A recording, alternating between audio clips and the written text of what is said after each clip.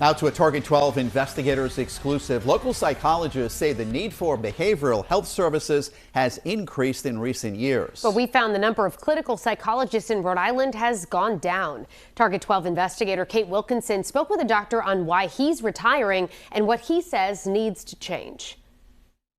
The cost of doing business has more than doubled since Dr. Peter Oppenheimer started his practice in Barrington in 1994. But he says insurance reimbursement rates are not matching that.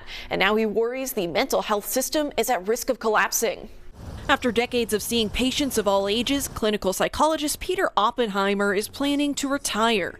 But he would have liked to work longer. Part of my decision to move towards retirement was that I was looking for adding new staff and couldn't find people willing to do it.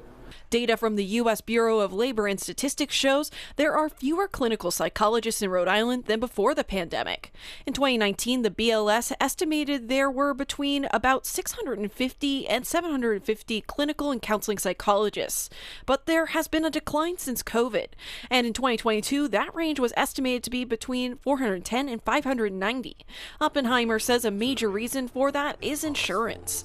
Reimbursement rates, which he says haven't kept up with the doubling of costs that he's seen since he opened his practice in 1994. When I'm a provider for an insurance company, I have a contract.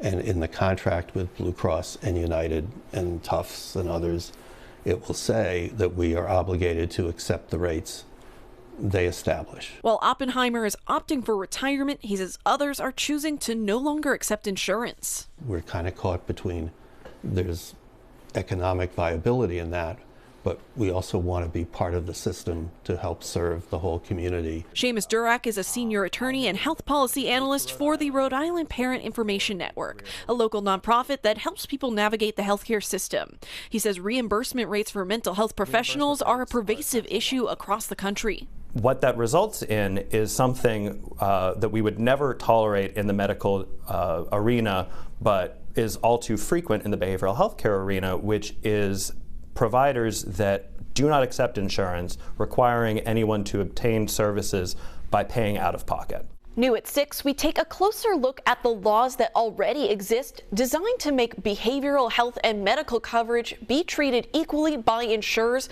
and why analysts say that's not happening. With the Target 12 investigators, Kate Wilkinson, 12 News. Local psychologists are saying reimbursement rates are so low for behavioral health providers that some are opting to no longer take insurance, meaning even people with insurance are paying out of pocket, something a local advocate says shouldn't be happening. Dr. Peter Oppenheimer is retiring earlier than he would have liked, but he says the cost of running his practice has doubled since he started in 1994, and insurance reimbursement rates haven't matched that. The system is communities kind of taken advantage of our goodwill and willingness to constantly absorb. I'm really fearing that's going to collapse. Here at the State House, there have been efforts to raise reimbursement rates for behavioral health coverage. However, none have passed the House. Still, there are already laws in the books on both the state and federal level that are supposed to keep behavioral health coverage at the same level as medical. Even though these laws are on the books, enforcement has frequently been lacking. Seamus Durak is a senior attorney and health policy analyst for the Rhode Island Parent Information Network, a nonprofit that helps people through the healthcare system. Because of the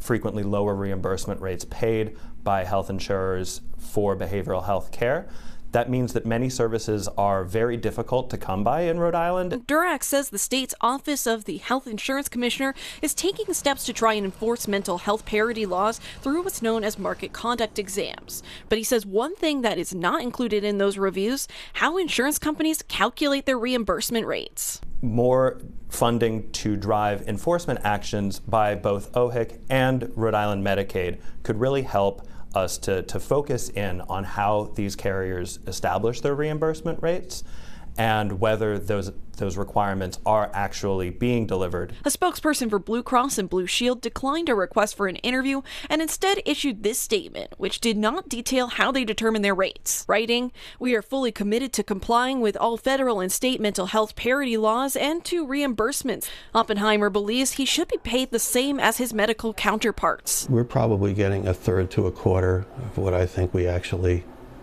would be worth. According to a 2021 report from the Mental Health Association of Rhode Island, while the state ranks in the top 10 in the country for mental health access, 49% of Rhode Island adults with a mental illness did not receive treatment in the previous year. With the Target 12 investigators, Kate Wilkinson, 12 News.